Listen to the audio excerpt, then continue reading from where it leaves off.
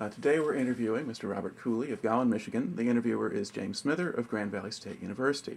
Mr. Cooley, can you start by giving us a little bit of background on yourself? For instance, where were you born?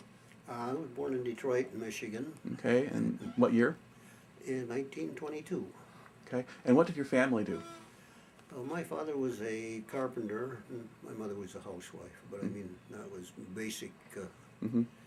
Now, did you live in the city of Detroit or in the suburbs? Or? Well, we moved around a lot because construction work, I mean, he kept him different places, and we kind of moved where he was working and followed up from there, that's all. Okay, and did you finish high school? No. Okay, when did you leave school? 11, pardon? When did you leave school? In 39. Okay, and why did you leave at that point before finishing? I thought I was a lot smarter than what I was.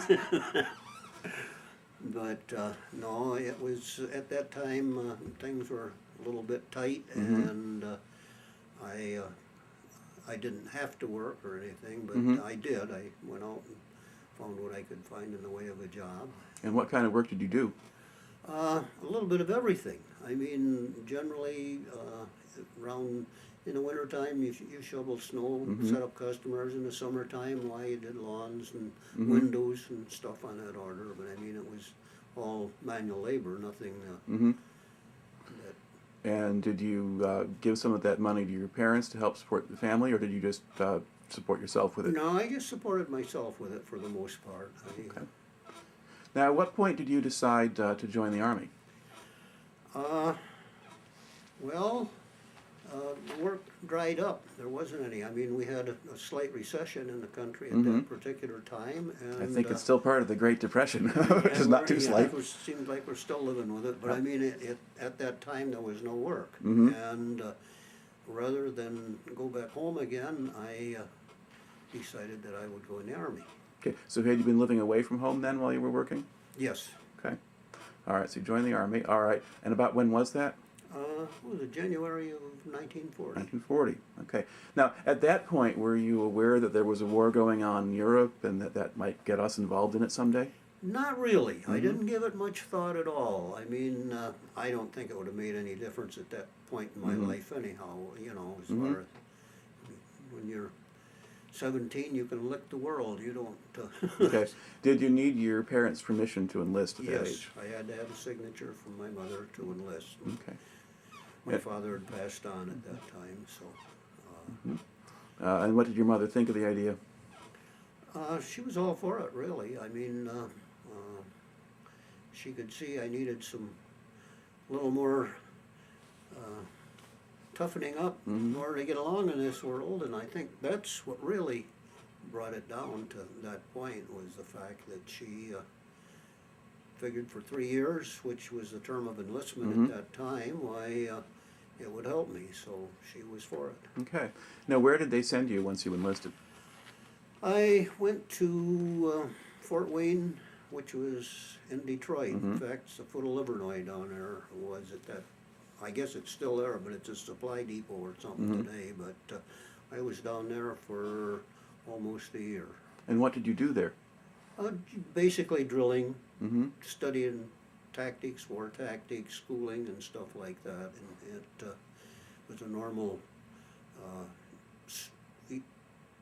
way that you would go in the Army. I mean, you know, the attack formations and stuff like that. But So you were practicing sort of battlefield tactics things. Yes. And in what size units were you doing that? Was it squads or companies or? yeah, well, that is not a big fort, so it was usually a squad formation, platoon at the most. But I mean, that was the way that particular setup works. So about how many guys were in there with you, kind of doing the same training you were? Well, we had the whole 2nd Infantry Regiment, which was, well, what is there? It was about 150 people to a company, and so there was 3. No, I take that back. We had one 2nd Infantry, so that we had actually 1, 2, 3, 4 companies. So that's. So it's basically one battalion. Yep. Yeah, and at this point, I mean, the 5th Infantry Division had been a regular division, and they had been decommissioned after World War I. So you have the regiment may not have belonged to anything else at that time. Not at that time that I recall. And the battalion, yeah. And No, I take that back, because I do recall that we still had that 5th Division diamond patch on our shoulder. We were still a part of the 5th Division, but don't ask me how. yeah. Well, the Army sort of kept skeleton structures and cadres of various sorts functional in different ways, and and the 5th was a regular Army division designation, so it existed in some form, and the 2nd would be part of the core of that when it went forward. Okay. Now, how did the drill sergeants treat you? They were tough back at that time, but they weren't anything like Marine drill sergeants were, or anything like that. But I mean, you learned what had to be done, and you marched in the order that they called for. And I mean, it wasn't. But I didn't really think it was anything hard, unusual, or anything like this. It was anything any average person could have learned. Okay. And so, did you have any problems with the discipline or things like that? No. In Detroit, it was, I mean, if you were on leave, you always had some place to go. You know, the town in Detroit at that time was a soldier's town anyhow, because of all the law enforcement officers were ex-soldiers from World War I, so it worked out very well.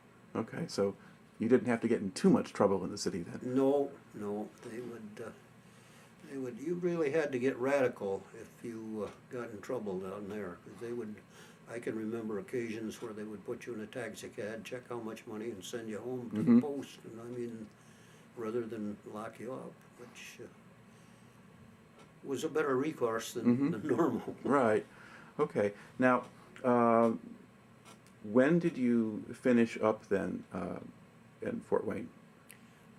We were there just that one summer, and then we went to, it was Camp Custer at that time. Right. It became a fort afterwards, but I mean, we went out to Camp Custer. In fact, the first winter we were there, we slept in tents, 12 by 12 pyramidal tents, heated with a little bitty stove in the middle of them, but because a lot of the facilities there hadn't been built yet. no, the barracks hadn't been done, or I think they were before we shipped out, but at that time there was no barracks, no facilities had put up, except latrines, of course. Right. Now, how long did they keep you at Camp Custer? I was there, until, with January of 42, after Pearl Harbor, we shipped out to Fort Dix, New Jersey, from there we shipped out to Iceland. Okay. Now, once you had joined the Army, but before Pearl Harbor, were you paying any more attention to what was going on in the world than you had earlier? Now that you were in the Army, were you thinking more about maybe I'd have to go someplace? Not really, because it was, I mean, once you were through with your drilling and whatnot, I mean, we were basically, everybody that was in there was from 18 to 22, 24 years old. And it was just a time to go out, have fun, enjoy yourself, and you did your drilling in the daytime and went out at night. So, how did you learn about Pearl Harbor? When it happened, we were. Where was I when Pearl Harbor came on? No, we were on maneuvers at that time, and somebody come out and said they've attacked us. That's all. I mean, I didn't hear about it until Monday, I think, after because I'd been out, been home on Saturday and Sunday, and Monday we was out in maneuvers, and then they came out and notified everybody that we were closed down because of the attack on Pearl Harbor. All right. Now, how did Army life change at that point? Actually, at that particular setup, it didn't change that much, except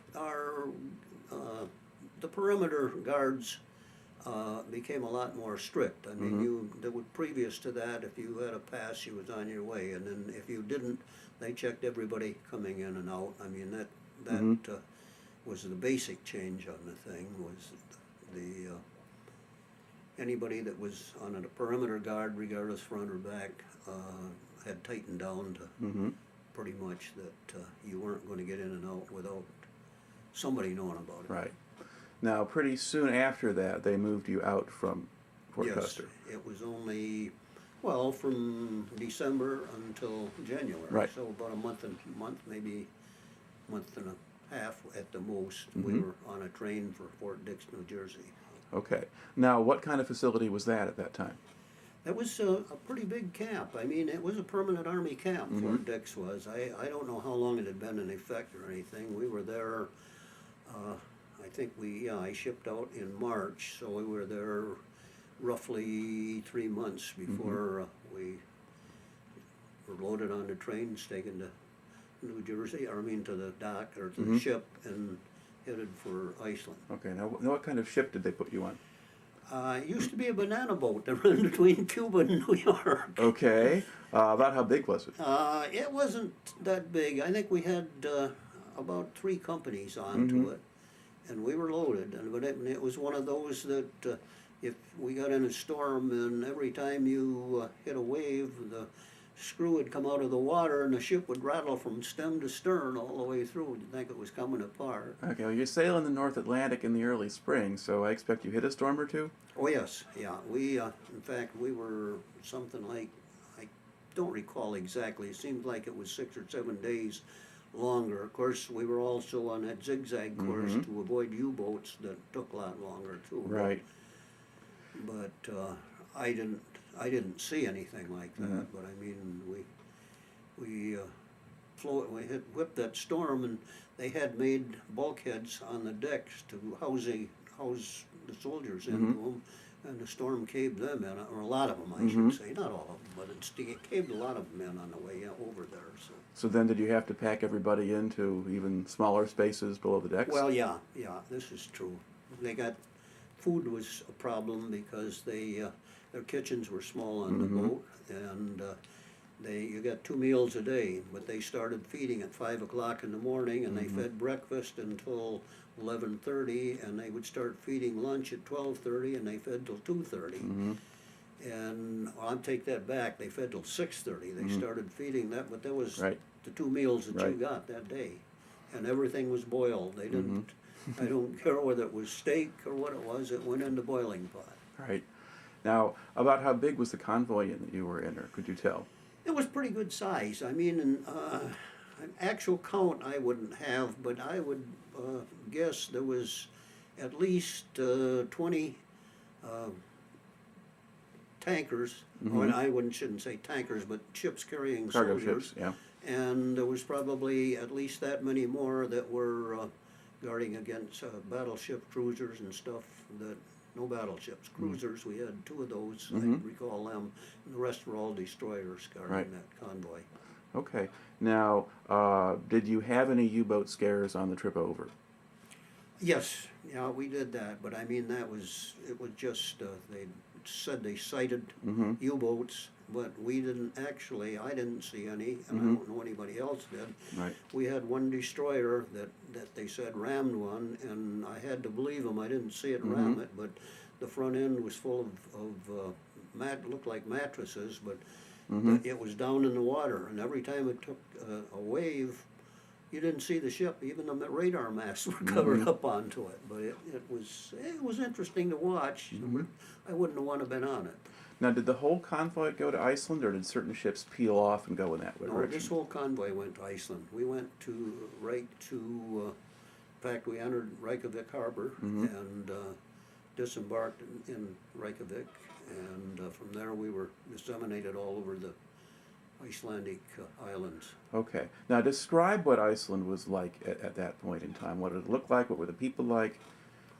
Well, it was actually, except for Reykjavik, all of the towns, we were in a little town called Akraness, and it was just like a little town in the States anywhere, except all the buildings were made out of concrete, of course, to withstand their winter gales and storms and the stuff they had. But the fishing, of course, was their main industry. They couldn't grow anything. They had what they called Icelandic ponies, which was a shaggy little horse, Right. and very few cows, a lot of sheep. In fact, the Army bought everything they could off of them, and sheep was the main thing that they had. And of course, after 3 or 4 days a week, you got awful sick of mutton. I never cared for it anyhow, that's personal, so, but in any case, it got to the point that they would just stamp it unserviceable and dump it. And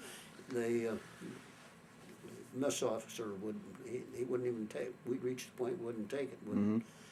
Rather, Spam wasn't that good, but we'd rather had that than the mutton after a while. Right. Okay. Now, did you see much of the local population in the village where you were? Oh, yes, yeah, there was no rules against fraternizing with the population. And they used to, after we'd been there for 3 months or so, they would hold dances and stuff like that, that their gals would come to, and we'd go down to the dance and whatnot, but there wasn't alcoholic beverages except what we brought in. There didn't seem to be any there. I don't remember ever getting or seeing a bar actually in Iceland at that time. But it was more, the whole island was more like a small town than it was anything else. The city of Reykjavik, I do recall that because the Germans had been there before the war, and their engineers had built aqueducts to bring hot water down from the glaciers, and they heated the whole town with hot water. And of course that was one of the reasons that actually Iceland was pro-German before the English got there. But that was the basic reason, is because they had been there, did their engineering, laid out heating systems and different items for them that worked out very well. Yeah. I was kind of wondering myself, and you probably couldn't answer it, but I was wondering if the attitude of Icelanders changed at all once the Germans went and occupied Denmark and Norway, because those are sort of Scandinavian countries the Icelanders might have had some contact with. Not that I recall. I mean, we didn't, the Icelanders, the actual language they spoke was derived from Sweden and Finland down there, but it was not that particular language. It had its own inflections, and I tried learning it, and it was just too tough for me to play with, so I didn't get into it. But the actual living there, and the time zones, and the way that the winter and the summer went, in the summertime, it never got dark. In the wintertime, you had about 4 hours of daylight. And that was, to me it was interesting, because I'd never run into anything like that before. Right. Now, what was your actual mission or assignment at that point?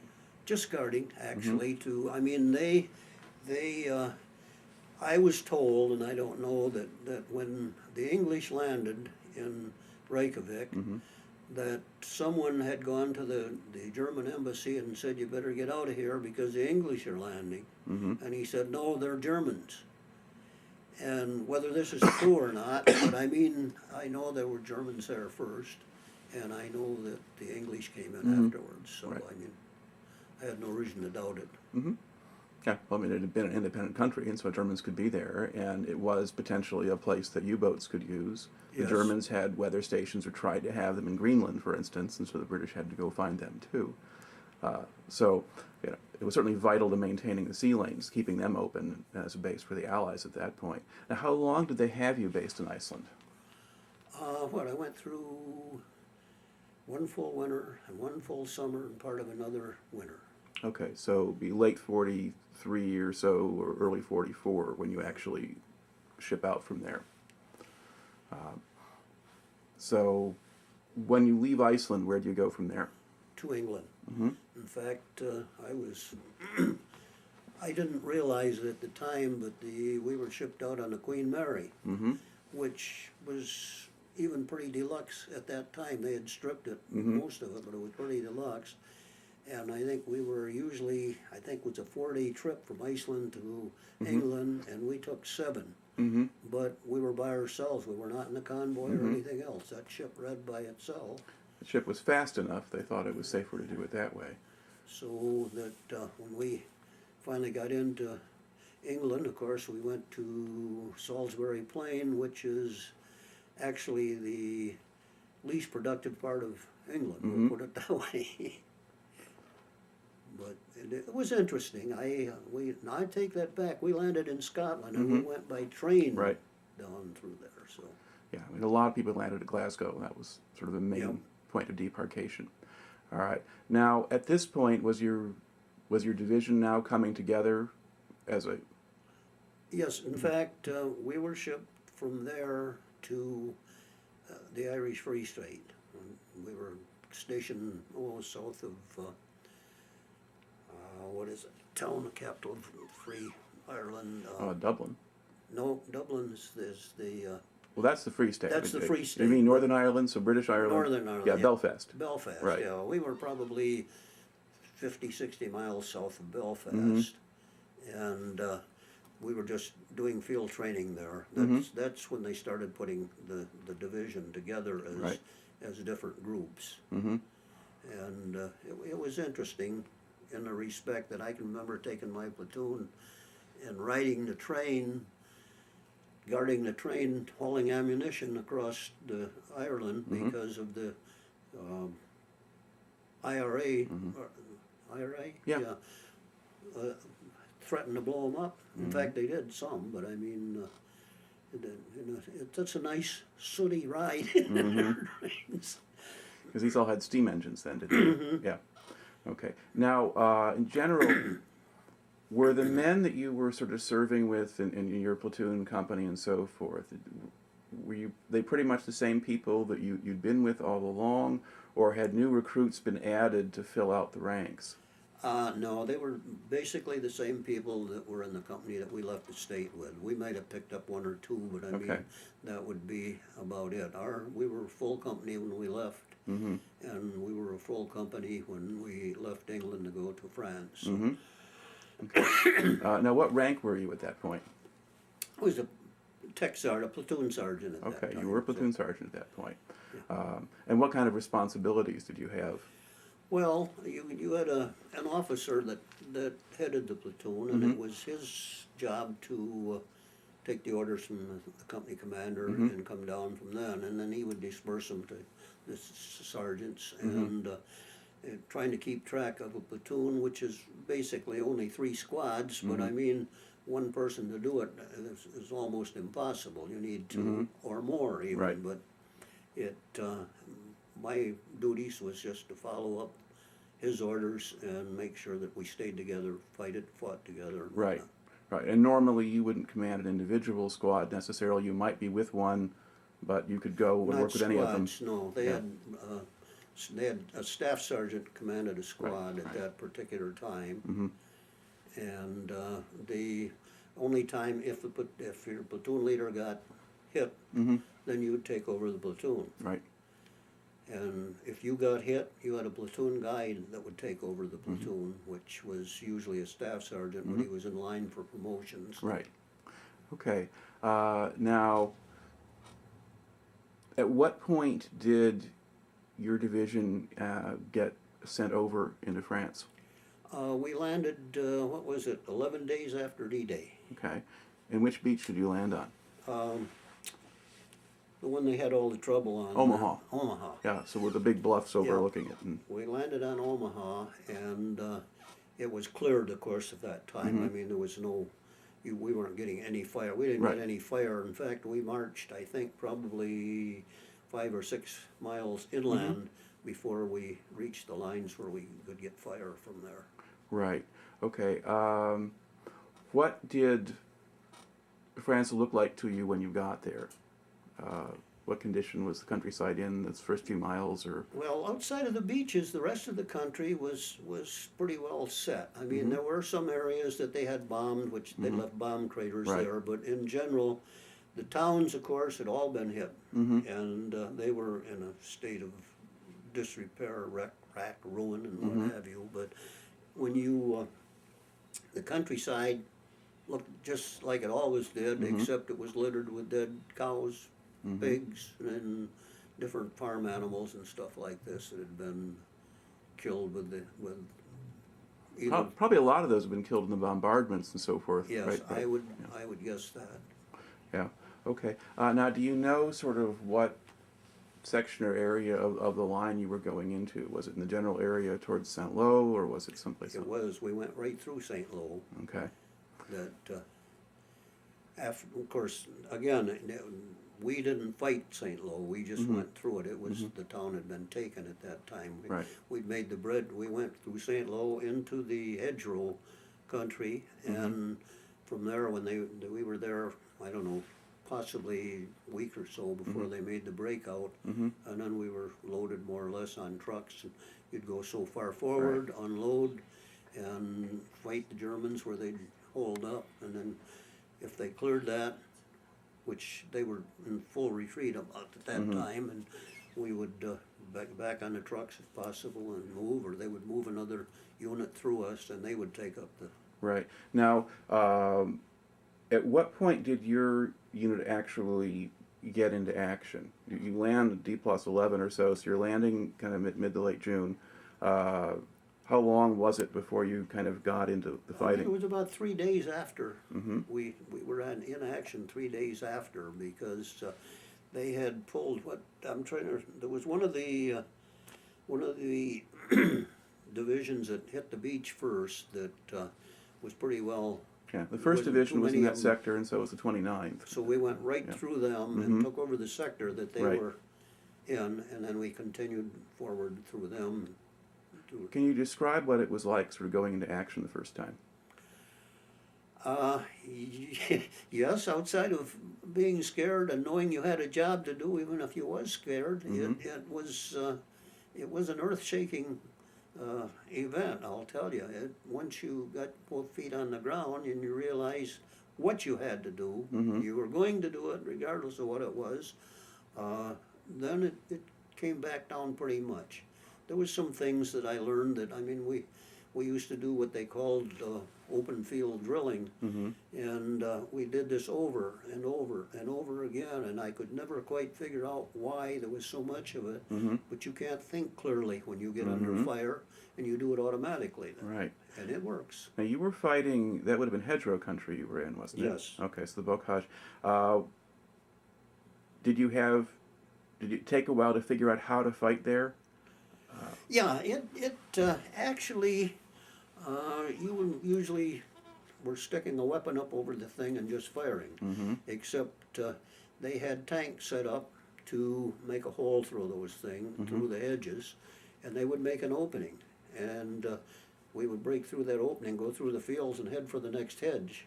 Well, that was happening a little bit later in the campaign, once they started to fix up the tanks to do that.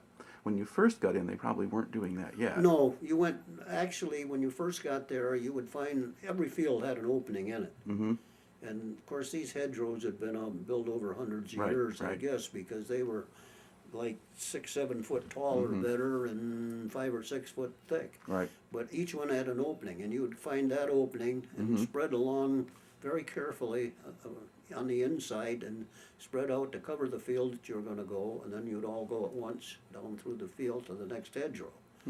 But the Germans would have, in a lot of cases, had machine guns or things trained on those openings and that kind of thing. Definitely did. But on the other hand, I mean, if you go through them at night, they don't know that you're going through them. And if you, 3-4 o'clock in the morning, you go through the opening, line up on the other side of the hedgerow and get ready to go when it breaks daylight, and you're already there. Of course, if you attempt to go through them in broad daylight, and then they're in a lot of trouble. There was many people killed trying to get through them in daylight hours. So did you start doing a lot of fighting at night early on? Or? Not really. Most of it, I've got to say, was done in the daytime. We made night marches and things like that where they run up against not that heavy a group in front of you. I mean, Germans in front of you, and you'd make a night march, go forward, and continue from that point. But in most cases, you waited to daylight to make your actual advance. Okay. Now, what kind of losses was your company taking at that point? Pretty heavy. We were probably, I think I had something like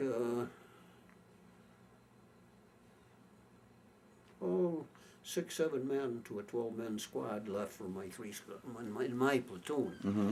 And I think that was more or less universal. No, I Mhm. mean, these were not all deaths. I Right, mean, the right. majority of them are wounds that Mhm. took you out of action. Yeah. But I mean, but you could figure at least one out of every one of those was going to be permanent and just. Right. Now, about how quickly were you getting replacements up? Were they coming in at this stage, or did they not come in until long after? No, I come in quite a bit afterwards. We fought under, with not full complements Mhm. for probably a couple of weeks or so there anyhow. Mhm. Then we started getting replacements. And what could you do for the replacements to help them adjust? And Try to put them with one of the guys that had been there for a while, Mhm. one of the veterans that knew what was going on and why, as much as you could. Mhm. And of course, we have to remember, they're individuals just like we were, Mhm. and they went through a training period, and they Right. thought that they knew it as well as we did, Mhm. but we'd been there, and truthfully, we didn't know it. yeah. Yeah. Now, as you were fighting, I mean, how regular was the fighting in those first few weeks before the breakout? Were you in most days, or did you have a few days on, a few days off? No, we had that. There was actually, if you got, if you actually fought for 2 hours a day, that was a lot. Mm-hmm. Because the Germans would pull back. They never sat there. Once they determined the odds were against them, Mm-hmm. they would pull out. I mean, it just, they knew what was going to happen, and of course, we had our artillery backup Mhm. and that they didn't have, and they hadn't moved their tanks in or anything at Mhm. that particular point. They were Right. still holding them over at Calais, so Yeah, some of them were there, and the others were facing the British over around Combe, but they were not in your sector particularly at all. no. Yeah. So did you feel sort of at that stage like you were actually making progress and getting somewhere, even if it was slow? Oh, yeah. Now that breakout came, I don't know, it was within a month, after we landed there. Mm-hmm. And at that point, we were moving forward all the time. We knew we were going forward. I Right. mean, there was no doubt in our minds that we were advancing. Right. Now, one of the things that happened to help start the breakout was that the Americans did some very heavy bombing raids around Saint-Lô. Do you remember seeing the aircraft go over, or hearing any of that, or was that in a different sector from you? Yeah, with the aircraft, I mean, we had bombers going over. In fact, the sky was black with them at different times. Mhm. But I was actually not that close to St. Lo. Right. I mean to where they were bombing. Right. We were quite a ways away from Mhm. them, but I mean, you could see them, you could hear Mhm. them, and I mean, at that particular time, it was all B-17s, and Mhm. we'd already, I mean, our aircraft recognition courses had all, we Mhm. knew what we were looking at, so there was, in fact, I don't recall, except on one or two occasions, seeing a German plane at all. Mhm. It was once or twice we saw ME-109s, but that was it. Yeah. I mean, there wasn't any other. Now, did you see American tactical aircraft regularly, the fighter bombers and the two-engine bombers and things like that? Did those Oh, support yeah. you? They were in the air Mhm. quite a lot. Again, it's not a steady thing. They Right. would go over in groups, and then you Mhm. wouldn't see them anything for maybe the rest of the day. Okay. In fact, we went through one field where they had landed gliders, and Mhm. the Germans had stuck up posts in the fields, and I wondered how Mm-hmm. anybody come out of that alive, because those gliders were all broke up into Mhm. little pieces. Well, that tended to be what happened to them when they landed anyway. But yeah, there were definitely problems like that. Now, what sense did you have of the Germans at that point, in terms of how effectively they were fighting or what condition they were in at that time? What was your impression of them? They were effective. Believe me, they were. Mm-hmm. The big problem with, well, I should say that their light machine gun was probably the worst weapon Yeah. for us Yeah. that we could run into. But the one thing, the Germans in general, once they had determined that they had superior forces against them, they would back off then. I mean, they would not stand and fight like we would. Right. Don't ask me why, I have no idea. They but didn't have enough men. But they wouldn't stand and fight, they'd move back. Mhm. But I mean, we say that, but I mean, if you go into attack, they like to attack at 2 Yeah. to 1. Right. But we've attacked when figured we had even Mm-hmm. uh, same amount of people on the other side we had over here. I mean, you can't. Mm-hmm. They don't stop. Right. Yeah. Okay, so you have sort of several weeks of this sort of fairly regular fighting and slow progress, but fairly steady progress, and then the breakout comes. You start moving faster. Once you got out of the hedgerows, where did you go? At that particular point, we would load on trucks, and the Germans at that time were setting up little spots here and there that they would fight from. Mm-hmm. They didn't have an organized front, Mm-hmm. but you might go a mile or two up the road, and you'd run into a company of them that was Mm-hmm. fighting here. Right. And then you would unload and try and clear that, Mm-hmm. and then get back on your trucks Right. and go again. And of course, in the meantime, these roads are full of littered vehicles Mhm. that are burning. The houses Right. are burning. Anything that has been fired. I don't know whether they were firing it or was just a result of the artillery firing onto them that had caused it or not, because it was not normal thing for artillery to knock out anything that was high. If you had a Mhm. barn, Right. they would knock it down because they could put spotters into it. But I Mhm. mean, we moved, some days we would move like 10, 15 miles, the next day you might get 25 in. Mhm. But I mean, there was nothing, and we went from that distance, we went all the way to the Rhine before we finally got stopped. Mhm. And when did we hit? I'm trying to think of what that German fort was. I was in Patton's army, Mhm. and he had sent scouts into this town. They run him out of gas, or he Mhm. ran out of gas. I Mhm. don't, never Right. quite figured that out. But I mean, but he had pooled his gas and sent 2 or 3 vehicles into the town, and they had pulled out. Mhm. And by the time we got gas and got ready to move again, they were back. Mhm. But in these forts that the Germans had, Driant and whatnot, I'm trying to think of what it was. I think they were French forts originally. Yeah. German- Well, the French had one place the Germans defended in that area was the French town of Metz, which had a bunch of That's forts the around place, it, yeah. and that was a place where Patton's army kind of got bogged down. I mean, some bypassed it and went on toward the German frontier, but there was a long fight there. Now, were you involved in the fighting around Metz? or- Yes, in fact, that is where I got wounded. Okay. They, at Metz, we had, the Patton took the tanks and went around it. Mhm. He, as you say, he bypassed the Right. town, but there was the 10th Regiment, the 11th Regiment, and the 2nd Regiment of the 5th Division Mhm. that stayed there. Right. That finally overcame these forts, and I mean, it was, as I said, I got hit and was shipped back to England, and I think in the first few days that we had attacked there. But it took them, I would be guessing if I said anything at this point, because I really don't recall, but it took a long time they finally took all of the forts. Yeah. But But it did take a while and took a lot of casualties in the process. Can you describe sort of your experience at Metz, kind of up to the point of getting hit? I mean, what were you doing and what was going on? Well, at the time I got hit, we were in attack, and it was one of those forts, but that wasn't our primary concern. We were off to the left of it. Somebody else was attacking it straight on. Yeah. But I was going across an open field, and it actually felt like somebody had taken a baseball bat and just knocked me right off my feet. Mm-hmm. And you know, the realization is there, you got hit. How bad? Yeah. So get up, and I mean, I found I could move, so I got Where were you hit?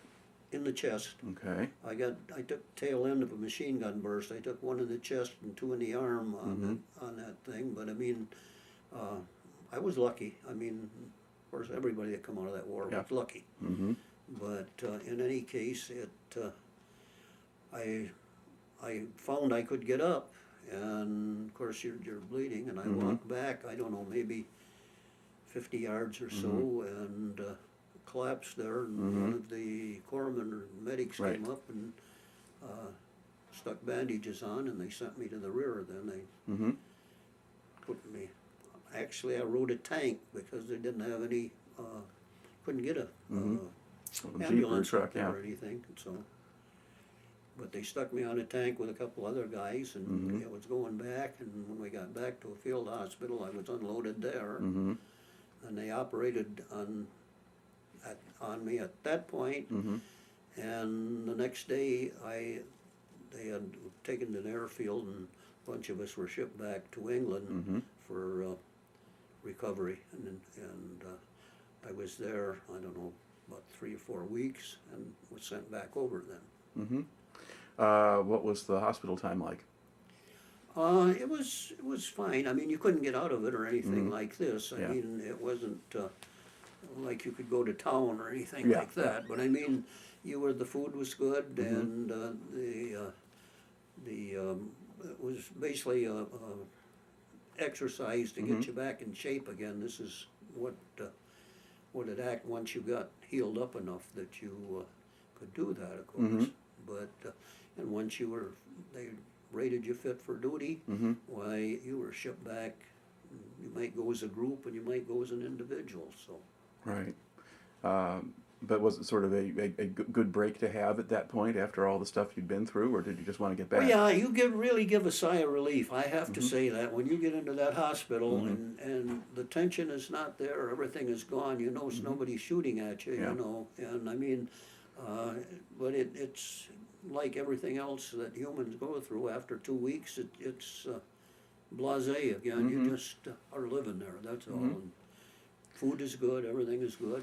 But the they have- realization comes back. You're going back again. Mm-hmm. So what was it like to have to go back? Was it something you were ready to do at that point, or you didn't want to go, or? I didn't want to go, period. I mean, I don't think anybody really wanted to go back. I mean, Mhm. you knew you had to. Mhm. It wasn't a question of what you wanted to do, really. It was you knew you had to go back. And so you may as well resign yourself to it and go. And I mean, it wasn't anything big that I can see. It wasn't Mhm. anything anybody else wasn't doing.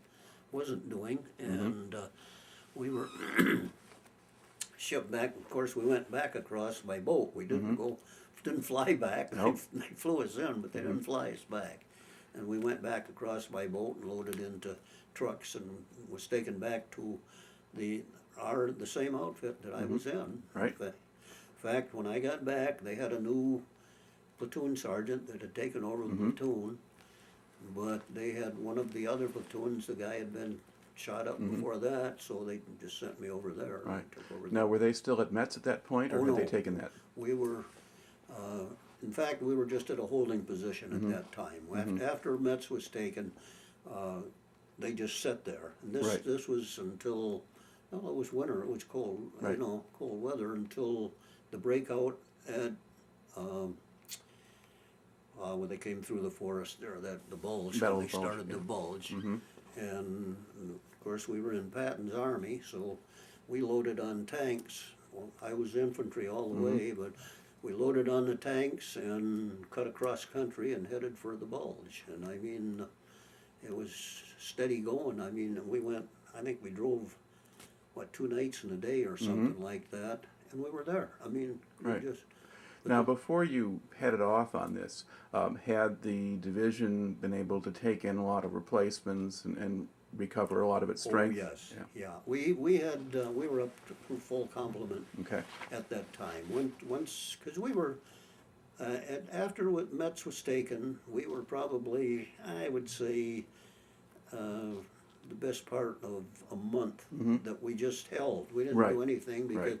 I don't know it was a static Yeah. position at that time, and nobody seemed to be doing anything. I don't know why. I mean, we were right at the Rhine. In fact, we were across the Rhine in a number of places at that time. But when this thing came, they were setting up for an attack to go forward into Germany Right. at this point, and then they called it off and sent the whole Mm-hmm. Third Army towards the Bulge and cut Right. that off. Okay. And then, what kind of action did you see at that point? I mean, are you now counterattacking the Germans and kind of going through the forest and? Yeah, but not in the respect of open field or anything like this. It was where you ran into them, they ran. I mean, at that time they knew it was over too. I mean, the little town had been taken.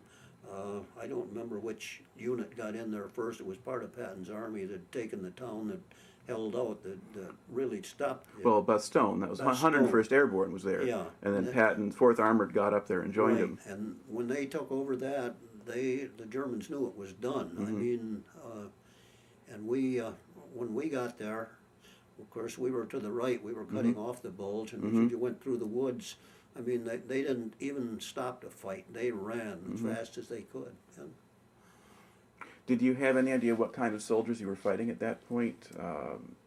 In terms of, were they older, young, we or? got, well, a bunch of kids. Yeah, you're right. I mean, there was older men and a bunch of, I swear some of them kids were only 14 years old. They were. That we ran into that, and I mean, they, well, they were like kids. I mean, when you captured, if they got hurt, they were crying, and I mean, if the old people, the older ones, if they could give up, they would.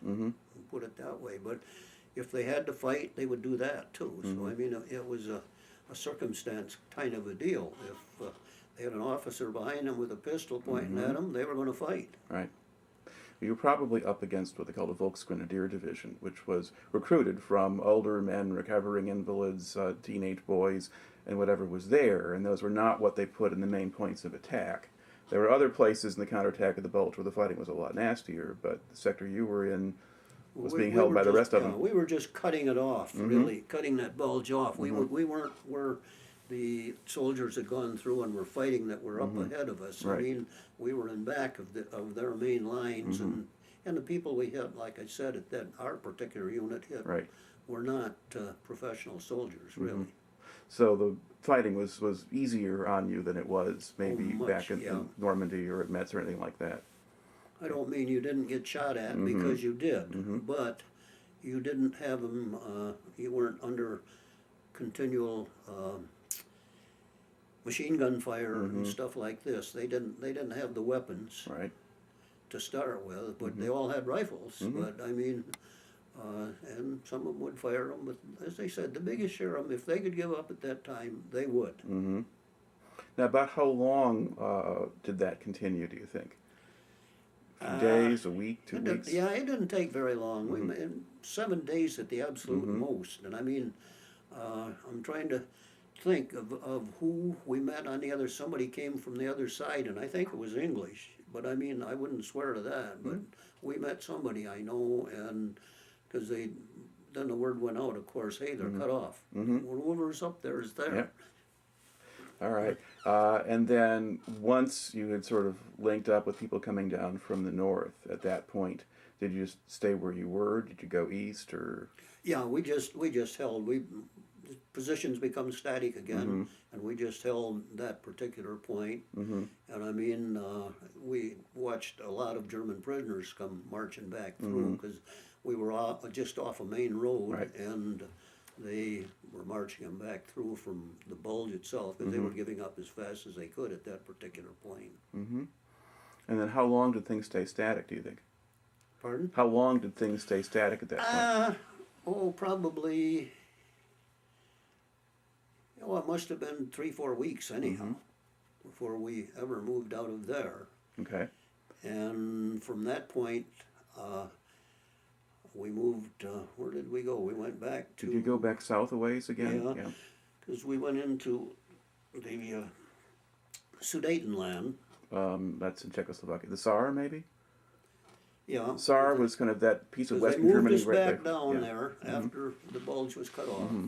And we went in there, and the only reason I remember that is because we didn't fight them, but a bunch of German cavalry came through on horses, and of course we sent the prisoners back and kept the horses, which didn't last too long because again the positions were static. They were giving up as the Russians were coming from the other side, and they were giving up as fast as they could to us. Well, that probably was in the Sudetenland, but that would have been at the very end of the war. But Yes. I want to try to sort of keep your story kind of reasonably in order here. So we've kind of gotten you through the Bulge, you get repositioned back in Germany, and then so then you're maybe attacking again in February or so. Yeah, we went to, and I don't remember the names of the towns in Germany. I know that in one town we ran into the point where they had a gal, we were getting sniping fire, and I mean, the town was laid out like a horseshoe, or I mean a wagon wheel, I'm sorry, and the spokes, the streets ran out like spokes. Right. And as you cross this one intersection, we were getting sniper fire, and they hit 2 or 3 people. And we went looking for it and got into a church up the street. I mean, they're not hard to locate. And here's a gal about 16 or 17, and I mean, she wouldn't come down. They shot her from down below. She was up in the belfry shooting at the soldiers at that time. And I mean, this kind of stuck in my mind because we didn't see too many females that were fighting over there, you know. But this one seemed to have a pretty good hate for Americans because she she refused to come down from the balcony. One of the guys could speak good German, and he told her to come down 2 or 3 times, and she shot down at him, and that was the end of it right there. Now, do you remember crossing the Rhine? Yes. We went across when we crossed the Rhine, that was into this city that I was just mentioning, and there was a railroad bridge there. And being in the infantry, we got across it. I mean, it wasn't suitable. I mean, they'd wrecked the train tracks and stuff, but we could still get across it. They laid a few planks here and there, and we went across that way into the town, took the town and spread out both ways. And I don't recall where we went from there. I just, as far as, you know, that particular town was concerned, and the only reason I remember it is because of the sniper fire that we took. And she must have got 3 or 4 guys anyhow. So. Now, as you're moving out into Germany, at that point, what's the campaigning like? Are you meeting a lot of organized opposition, or just roadblocks really. Here and there? Or No, the organized opposition that the Germans had was pretty well gone at that time. We took a lot of area. We walked through a lot of farmhouses and stuff like this. And I mean, basically, it was just farmland all the way, and I don't recall getting fire except once or twice after that point until we got all the way to I don't recall the town when the actual war was over. But the fighting was strictly sporadic after that. There was no concerted effort. I mean, they didn't have the people, and they didn't have the leadership at that time, I don't believe. I mean, now, did you see much of the civilian population as you were going through Germany? a few times. Yeah, in fact, I'm trying to think of one town, the brewery was left, and of course we found that. And we went into it, and there was 3 old Germans there, and one of them had lived in New York. And he could talk good English, and we got talking to him, and one of the guys asked him, it wasn't me, and they said, well, what do you think of Hitler now? And the only answer he said was, he lost the war for us. I mean, he still didn't realize he'd killed all their young people, he'd wiped out the country, but he lost the war. That was the only thing that came to mind on him. Which, I don't know, that kind of thinking amazes me, I guess, because there's got to be a lot more to it than that. Yeah, but there were a lot of different responses, and then there's a question of what do you say to the American soldiers when they come through and how you view it. Now, as you were going through Germany, did you go into any of the concentration camps or prisoner of war camps? We hit one.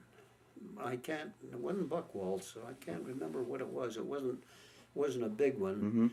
But again, it was a question of these people had been downtrodden so far that there wasn't any response to them as far as they were glad to see us or they weren't glad to see us or anything like this. I think they all knew instinctively they were going to live from that point, except some of them didn't. I mean, we fed them everything. We gave them our rations, and they had to stop. I mean, they had one of the doctors came through from our side and said, don't give them any more ration because they're killing themselves with it, so don't feed them any rations.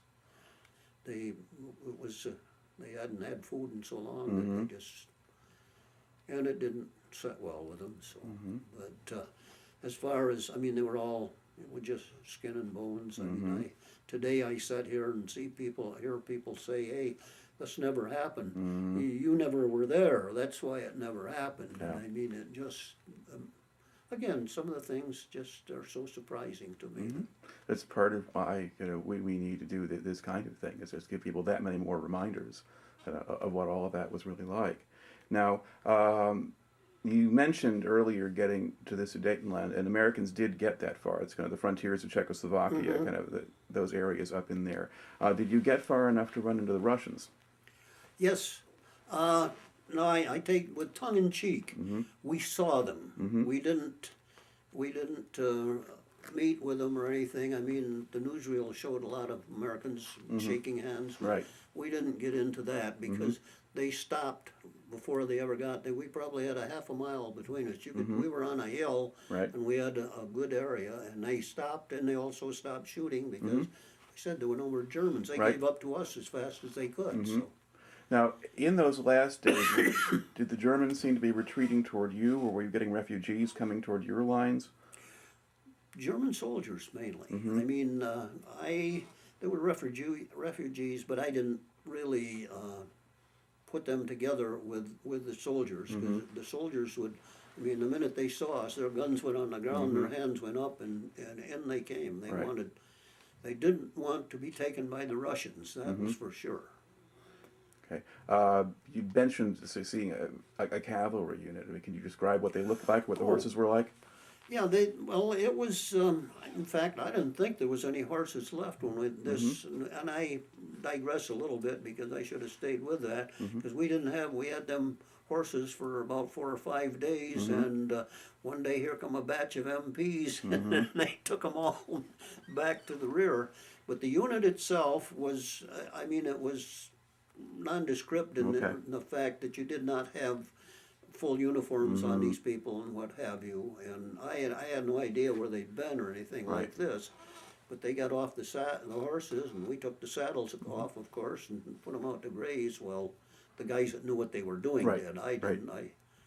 But What condition did the horses seem to be in? they weren't bad. Really, they were in good shape. In fact, we were told, and again, this is hearsay, that they used them back in the areas where the officers and the men were on leave back there, that they rode them, for recreation. Right. Well, it's quite possible. I mean, they had the Lipizzaner stallions, the big white ones and so forth in Vienna. Those were protected, and at some point those had to get rescued by somebody out of Czechoslovakia. But then that would have been the kind of horses that were left. Most of the German horses would have been used for pulling wagons and things and got killed a long time ago. But just sort of an odd thing to have ride up on you at this stage in the war. It really was. And there wasn't, well, as I said, there must have been 12, 15 of them, something like that, which was, it was a pretty good number of horses in one particular group. But again, as I said, the uniforms they wore were not fully German uniforms. Right. They were made up of parts and pieces and stuff that they'd picked up on the road and things like this. So. Yeah. Okay. So, do you remember how you heard about the European war ending, or how that news came down to you? I think it was disseminated down through the ranks, from the officers down. Our company commander notified us, and we weren't called in. I mean, at that time, you could group so that he'd get the whole company together, and he notified us as a company. And at that time, I was married, and he said, all married men put their names in, because you will be leaving as soon as we can get transportation, which didn't hurt my feelings a bit. Okay, I'm going to stop right here because I'm taping. Okay, we had basically gotten our story here back to the end of the war in Europe. Now, you mentioned that you were married by then. When had that happened? I married before I went overseas. I didn't wait. I got in service, and when I found out I was going overseas, I got married. Right, my wife was agreeable, so there was no problem with that. But Did you have to go back to Michigan and get married and turn Yeah. around and get back out again? Yeah, I was in Custer at that time. Oh, okay. I was still out there, and when that, when I knew that what was going on, why, we went back home and got married, because I didn't really see too much point in waiting. Right. And then what did she do while you were off in the service? Worked in water plants and kept house. She had a baby, and it worked out well. I mean, but I remember she worked lived in Saginaw at that time, and she worked at the machine gun plant where they made light machine guns, and she worked over there for a long time. And she came to New Jersey. Pardon? And she went to New Jersey too? Huh? Did she go to New Jersey? Oh yeah, she did. Well, I was at Fort Dix. She came out and rode the bus out there, and it was odd because when I expected her on one bus, and she didn't get off, and I'm walking around the bus station at Trenton there in New Jersey, and here she stood against the wall for me. So it worked out well on that. So. All right. So you're, as a married soldier, but also someone who had been in since 1940. You were in there longer than most of those guys, and you'd had a fair number of days of combat, so you had a variety of ways, and you'd been wounded, so you had a lot of ways of picking up points. You'd have been out relatively early. So when did they ship you then out of Germany? Well, I got discharged, what was it, June? It's like late June, yeah. And so I think that it was probably April, somewhere in there, that Or probably May, because the war was over by then. or May, yeah. Yeah. Because when they shipped me there, I went right back to England, and then we embarked, and I came back to the States. And I mean, I was discharged at Fort Sheridan in Chicago. And from there I took a train into Detroit and home at that point. But that was quite a ride on that train too. Was it full of soldiers going home? Or? Oh, there was so much alcohol flowing. And you couldn't, you didn't realize that many people could do that many different things. Okay. Let's go back a little bit to that time you spent in Iceland. I mean, what did you do there aside from, standing guard or whatever else your official job was? Well, your recreation time was your own, but Iceland it's a beautiful country in the respect that it's a bird sanctuary to begin with. And I mean, we did little items there that I didn't, but I mean, I was walking along with my platoon guide. He was a sergeant, and he was a Finlander from up in northern Michigan. And just out of the blue, he just reached down, pulled his .45 out, and shot out across the water and knocked off a duck. And the next morning, there's a big note on the bulletin board: "You will not shoot the waterfowl in this country," because they are protected. But the country itself, in the summertime especially, that sun goes down probably 1 o'clock in the morning, but it just sinks below the glaciers back there. Or, I mean, the volcanoes, the extinct ones, and it comes back up within about 20 minutes or so. In the meantime, the colors of the sky are so radiant that you just couldn't believe there could be that many colors going all at the same time. But we had more or less freedom of what we wanted. Of course, Iceland is nothing but fjords, which are big bays, and it worked out perfectly for the Navy. They had a big, every one of them had ships into them. They had an oil tank, what we called the tank farm up there, that was big oil tanks that they refueled their ships and stuff off. Right. And they had a submarine, and one of the other ones that was closer to Reykjavik had a the Naval Air Force had Right. Had the seaplanes going over Submarine, there? yeah, them, I'm trying to think of what that was. They're standard, but they used to fly submarine patrols. Right. And we went over, one of my, one of my sergeants had a chief petty officer that was flying submarine patrol. And we went over there to see him one day, and they had what was his name?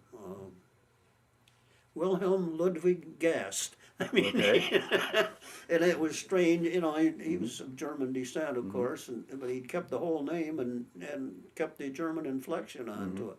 And he's flying submarine patrol, but he said, "Either one of you guys had taken gunnery practice?" No, and he said, "Well, if you had, you could have come along with me." But he said, "Well, I have to have trained gunners in there." So, and they didn't run into anything to speak of, but they had them big Martin Mariner seaplanes, and in that, and it was, the whole thing was set up all the way through it. It was.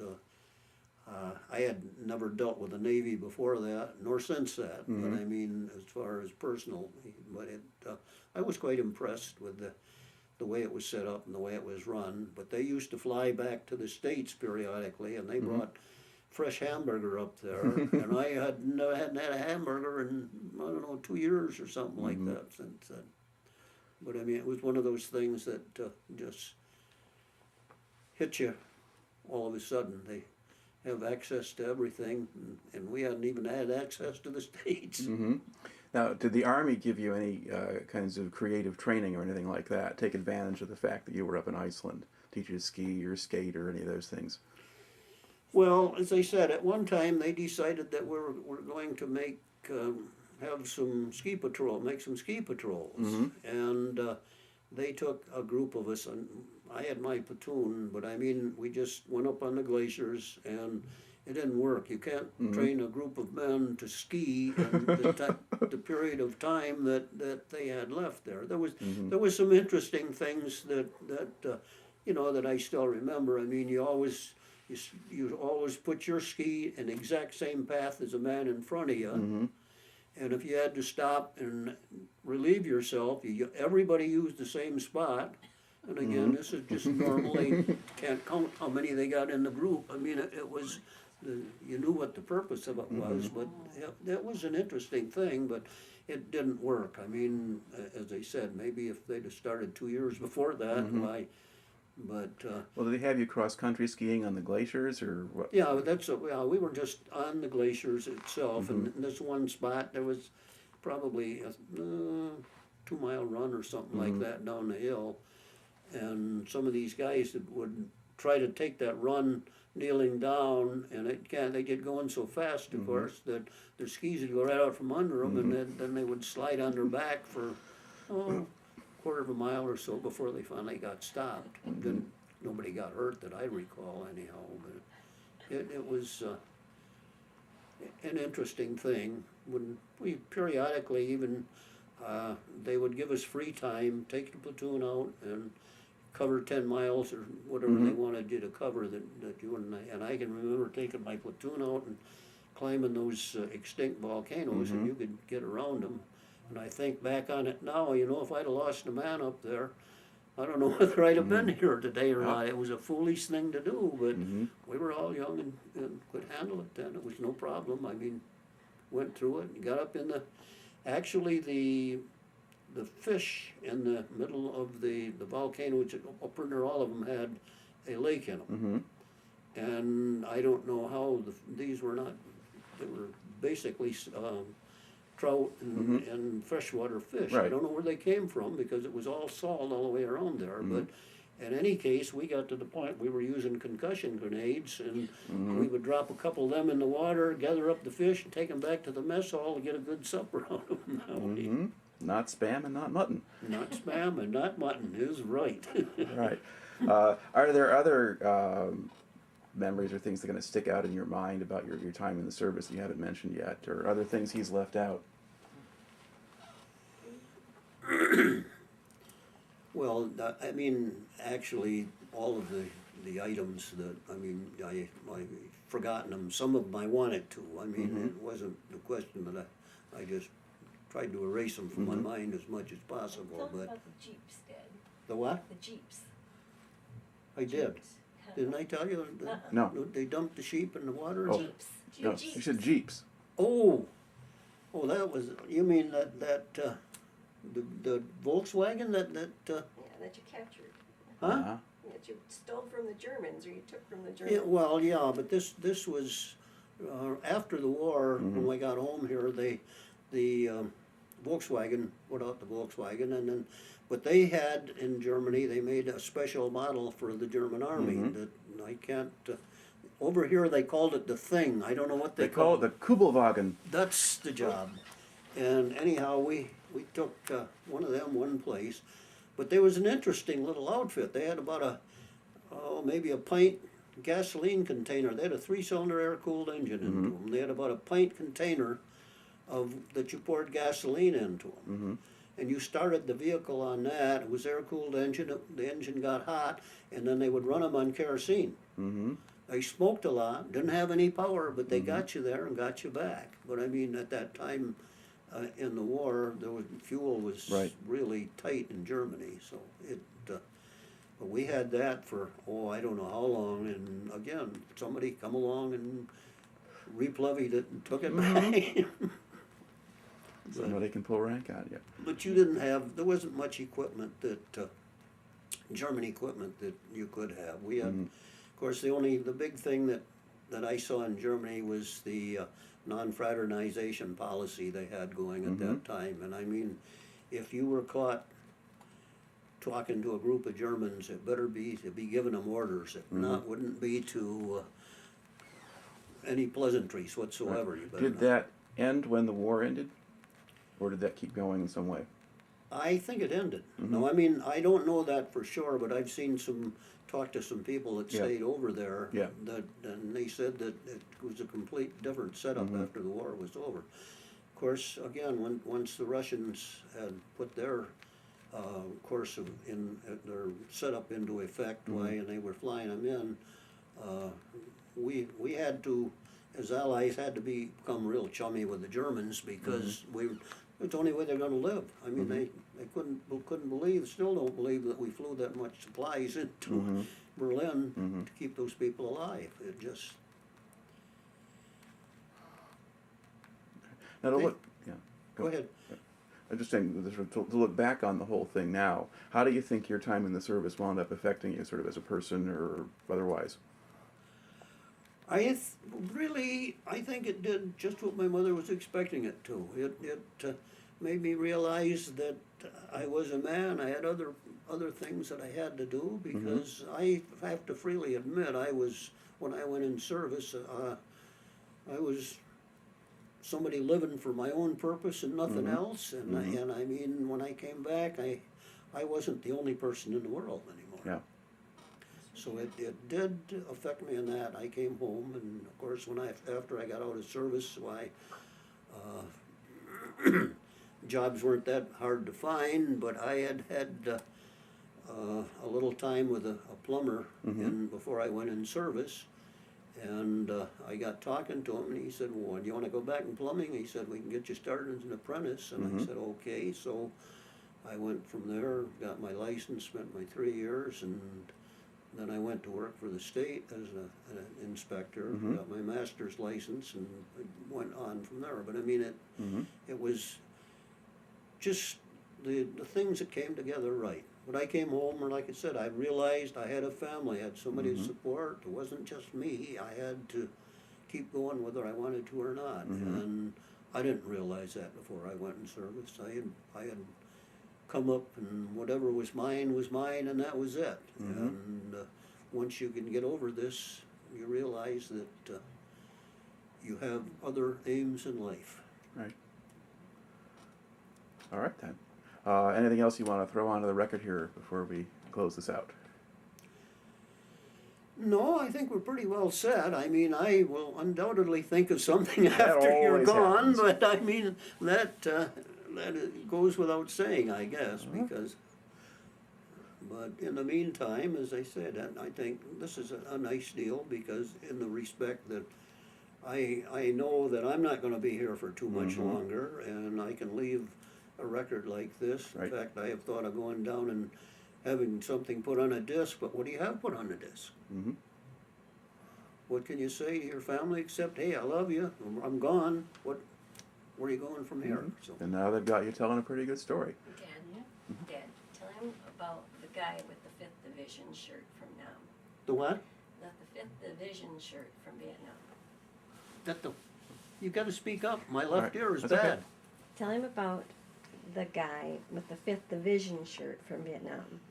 Oh, that was, With yeah, your that was brother. well after. That's a nice This was after story. I got out Mhm. and we went to the 5th Division. I finally, after 30, 40 years, Mhm. I realized that they had an association, Mhm. 5th Division, and I went to that. And my brother was down there, and this guy was coming up the street and he had a T-shirt on and said 5th Division onto Mhm. it. And he said, my brother was in that outfit during the war. He said he was. And he said he peeled the T-shirt right off and he said, here, give him this. He said, of course, my brother said he washed it before he brought it Mhm. home, but I mean, it was unusual that this happened. But I mean, because this happened was probably the reason I got in touch with him. And I don't know, I went to Waco, yeah. Mhm. Don't say Waco, because Mhm. that's Yeah, not. yeah, it gets you in trouble. But then I went to Indiana down for the next one, Mhm. and I haven't gone. I've got a little bit too old, I think, to make those kind of parties anymore. That's all. So I may go again if they have one in Michigan in the next year or two, and I'm still here. But All right. Okay then. Well, thank you for talking to us today. well, thank you for coming out. I appreciate the fact to get some of this stuff off. All right. There we go. Okay.